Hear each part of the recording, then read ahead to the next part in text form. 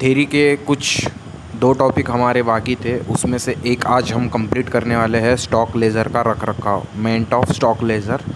और आखिरी एक बचा है सिक्योरिटीज़ ऑफ स्टोर्स, तो वो भी 1-2 दिनों में मैं कंप्लीट कर दूंगा ताकि अपना थ्योरी का चैप्टर पूरे क्लोज़ हो जाए और हम एमसीक्यूज़ पे फोकस करें।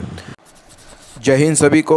तो आप लोगों ने अभी तक चैनल को सब्सक्राइब नहीं किया होगा तो चैनल को सब्सक्राइब कर लीजिए और बेल आइकन को प्रेस कर लीजिए ताकि नई नई अपडेट्स, नई नई वीडियो आप लोगों तक जल्द से जल्द पहुँचे।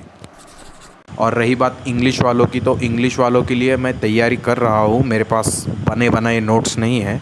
जैसे ही बन जाएंगे तो वो भी फ़्लो में इंग्लिश हिंदी हम स्टार्ट कर देंगे। तो आप थोड़ा सा पेशेंस रखिए, 1-2 दिनों का मैं जम के तैयारी करवाऊँगा सभी की। तो आज बात करते हैं स्टॉक लेज़र का रखरखाव। स्टॉक लेज़र एक रजिस्टर्ड है जिसमें स्टॉक आइटम की प्राप्ति और निर्गमों का रिकॉर्ड रखा जाता है। यह संबंधित विभाग के स्टोर कीपर के पास रखा जाता है। ये क्या होता है, स्टॉक लेज़र एक रजिस्टर्ड है जिसमें अपने को जो स्टॉक में आइटम्स आते हैं, प्राप्त होते हैं, उसका रिकॉर्ड रखना पड़ता है। और ये संबंधित स्टोर कीपर, जो आप क्वालिफाइड हो जाओगे एग्ज़ाम, तो आपको भी ये स्टॉक लेज़र का काम करना पड़ेगा। जो स्टॉक लेज़र स्टोर कीपर के पास ही रहता है। स्टोर में सामान का रिकॉर्ड बनाना अनिवार्य होता है, तो आपका ये काम अनिवार्य रहता है रिकॉर्ड मेंटेन रखने का। आप केवल स्टॉक लेज़र को देखकर ही स्टोर में आइटम आसानी से पता लगा सकते हैं। मतलब स्टोर में अपने कौन से आइटम अवेलेबल है, कौन सा स्टॉक अवेलेबल है, कौन सा नहीं है, इसका पता हम स्टॉक लेज़र के माध्यम से लगा सकते हैं। तो स्टॉक लेज़र के प्रकार भी देख लेते हैं। स्टॉक लेज़र के प्रकार है डेड स्टॉक लेज़र और एक्सपांडेबल स्टॉक लेज़र। तो डेड स्टॉक लेज़र यह एक रजिस्टर्ड है जो उन वस्तुओं के लिए है जो स्थायी है, उपभोग्य योग्य नहीं है और वस्तुओं को स्टोर कीपर द्वारा जारी किया नहीं जा सकता। मतलब जो एक्सपायर हो चुका माल है उसके लिए एक रजिस्टर्ड बनाया जाता है और उसे हम डेड स्टॉक लेज़र कहते हैं। तो वो वस्तुएं स्टोर कीपर द्वारा जारी नहीं की जा सकती। दूसरा जो है एक्सपांडेबल लेज़र है। यह लेज़र एक रजिस्टर्ड है जिसका उपयोग योग्य वस्तुओं के लिए रिकॉर्ड करने के लिए रखा है। तो जो वस्तुएं योग्य है, बिक्री योग्य है, उनके लिए ये रखा जाता है। इन वस्तुओं को खरीद के बाद किसी भी समय जारी किया जा सकता है। मतलब आप कभी भी उसको बेचने के लिए दे सकते हो, इशू कर सकते हो। स्टॉक लेज़र मेंटेन, अब लेज़र कैसे मेंटेन करते हैं वो भी देख लेते हैं। लेज़र पर आइटम लेते समय कुछ सावधानियों का उल्लेख किया जाना चाहिए। जैसे नया लेज़र शुरुआत कैसे करते हैं वो भी देख लेते हैं। तो सबसे पहला है नया लेज़र शुरू करना। जब आप नया लेज़र शुरू करते हैं तो सबसे पहले नंबरिंग, फिर एक सर्टिफिकेट लगा दीजिए। फिर लेज़र में कितने पेज की संख्या है उसकी पेज नंबर पे नंबरिंग कर दीजिए। उसके बाद इंडेक्स पेज बना ले। इंडेक्स पेज यानी जो फ्रंट पेज होता है उसको बनाना पड़ता है लेज़र बुक में, और प्रत्येक आइटम को अलग अलग पृष्ठों पर दर्ज कर दे। मतलब जो जो अपने आइटम्स है सेपरेट सेपरेट पेज पे उसकी एंट्री ले ले। तो ये नया लेज़र शुरू करने के लिए कार्य होता है जो स्टोर कीपर को करना पड़ता है। अब दूसरा है रसीद वाउचर। रसीद वाउचर क्या होता है, जब कोई नई वस्तु खरीदी जाती है तो उसे सबसे पहले रसीद वाउचर से लिया जाता है। तो ये भी एमसीक्यूज़ बन सकता है। जब कोई नई वस्तु खरीदी जाती है तो सबसे पहले रसीद वाउचर से लिया जाता है। उसमें सभी विवरण होता है, जैसे वस्तु कहाँ से प्राप्त हुई, किसके द्वारा खरीदी गई, वस्तु की मात्रा, कीमत इत्यादि। अंत में प्रमाण पत्र दिया जाता है जो सभी आइटम प्राप्त हो गए और चार्ज लेज़र पर ठीक से लिए गए हैं। तो अंत में एक प्रमाण पत्र दिया जाएगा, सभी आइटम प्राप्त हो गए और चार्ज लेज़र पर ठीक से लिए गए हैं। तीसरा है लेज़र में एंट्री। रसीद वाउचर पर आइटम लेने के बाद आपको इन आइटमों को स्टॉक लेज़र में दर्ज करना होगा। डेड स्टॉक लेज़र के लिए अलग अलग कॉलम और सेवा योग्य कॉलम में पूरी वस्तुओं को एंट्री करें। मात्रा की एंट्री करें और अंत में स्टोर कीपर के सिग्नेचर करें। पहले कॉलम में वाउचर नंबर लिखना है, दूसरे में तारीख लिखना है, और तारीख वगैरह सब एंट्रीज कंप्लीट हो जाने के बाद आपको लास्ट में स्टोर कीपर की सिग्नेचर लेज़र में एंट्री करते टाइम करनी है। अब मदों का निगर्मन। तो वस्तुओं का निगर्मन क्या होता है, डेड स्टॉक और वस्तुओं के लिए विभाग प्रमुख द्वारा समिति का गठन किया जाता है। तो एक समिति का गठन होता है। यह समिति वस्तुओं को जांच करने उपयोग युक्त है या मरम्मत युक्त है इनका निश्चय करती है, और जो वस्तुएं अनुपयोगी होती है तो उनका समिति प्रविष्ट करती है। जो भी वस्तुएं यूजेबल नहीं है, बहुत ख़राब हो चुके हैं और विस्तारणीय वस्तुओं को जारी करने हेतु कोई समिति की आवश्यकता नहीं होती।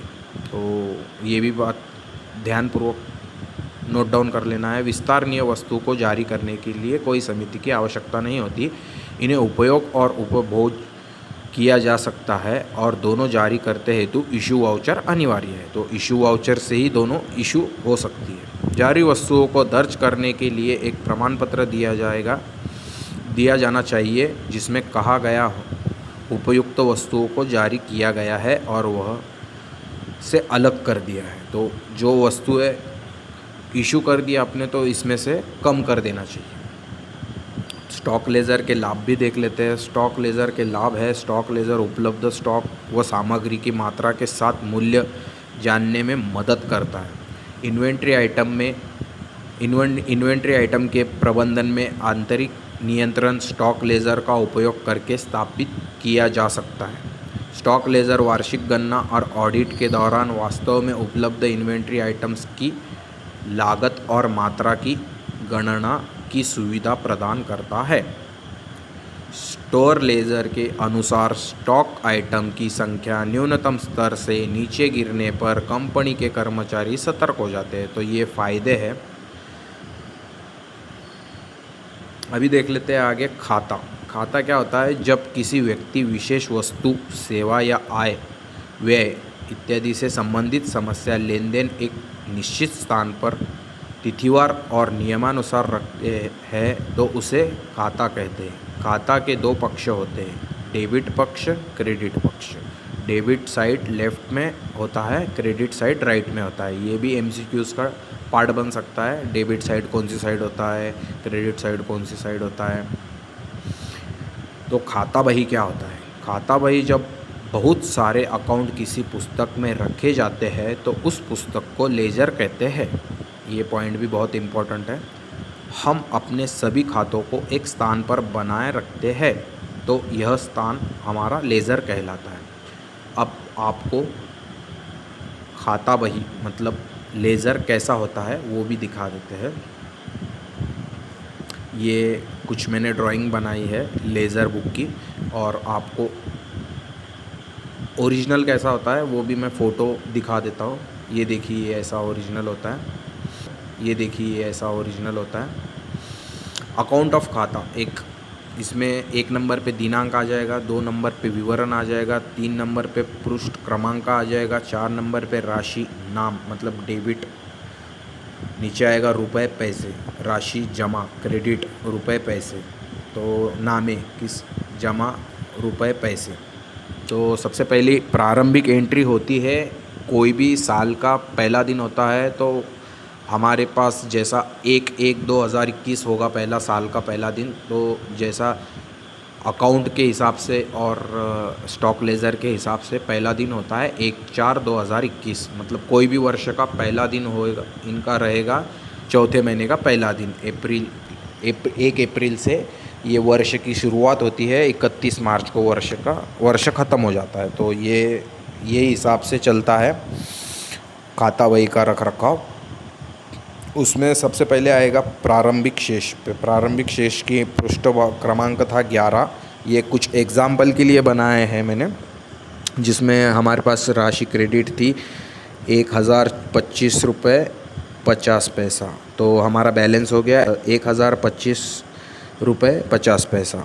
21/4/2021 को राशि बैंक में जमा की है तो इसका पृष्ठ क्रमांक हो गया 13, जिसमें हमारे राशि जमा हो गई तो क्रेडिट में ही आएगा। 12,500 रुपये जमा हो गए बैंक में, तो जमा क्रेडिट हो गया। ये भी नामे में आएगा क्रेडिट।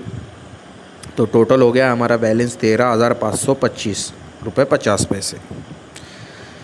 अब तीसरा है भद्रा मारुति फर्नीचर को बिल क्रमांक 51 से चेक क्रमांक 1112 का भुगतान किया, तो उनको फर्नीचर का पेमेंट करना था। उसका पृष्ठ क्रमांक है 15, जिसमें डेबिट हो गई हमारी लेज़र बुक में से डेबिट हो गए तो 10,000 रुपये हमको डेबिट में लिखना पड़ेंगे। तो अब ये नामे हैं। अभी बैलेंस हमारा बचा है 3,525 रुपये 50 पैसे। तो आगे देख लेते हैं। 7/7/2021 को वैष्णवी ट्रेडिंग कंपनी को बिल क्रमांक 71 से 7/7/2021 को चेक नंबर 13-21-0 से भुगतान किया। इसका पृष्ठ क्रमांक है 21, जिसका 525 रुपये 50 पैसा देना था हमें। तो डेबिट में गया वो, क्रेडिट में डैश डैश आ जाएगा, इधर भी डेबिट लिखेंगे। अभी बैलेंस बचा है 3,000 रुपये। तो इसमें नीचे नोट भी लिख रखा है मैंने, 1/4 से 31/3 से नगद या चेक के माध्यम से जो भी विवरण होगा उसका टोटल हिसाब लेज़र के माध्यम से बनाया जाता है। मतलब पूरे वर्ष का ऐसा ही ट्रांजैक्शन जो भी हमारा रहेगा उसका टोटल हिसाब लगाकर हमको लेज़र बुक बनाना पड़ता है। ऐसा बनता है लेज़र बुक। एक सैम्पल फॉर्मेट के तरह मैंने बताया और सिंपल मेरी लैंग्वेज में बताया। आपको अगर अच्छा लगा हो वीडियो तो वीडियो को लाइक कर देना, उससे मुझे मोटिवेशन मिलती है। और ऐसे ही पूरे चैप्टर कंप्लीट कर दिए हैं। आपको प्लेलिस्ट में जाके सिर्फ BRO ग्रेफ SKT जाकर आपको प्लेलिस्ट में देखना है। आपको सभी ट्रेड थ्योरी MCQs मिल जाएंगे और आगे से हम MCQs मॉक टेस्ट और ऑनलाइन स्ट्रीमिंग भी स्टार्ट कर देंगे। कल या परसों से हम लाइव आ जाएंगे। तो तब तक के लिए मिलते हैं। जय हिंद सभी दोस्तों को।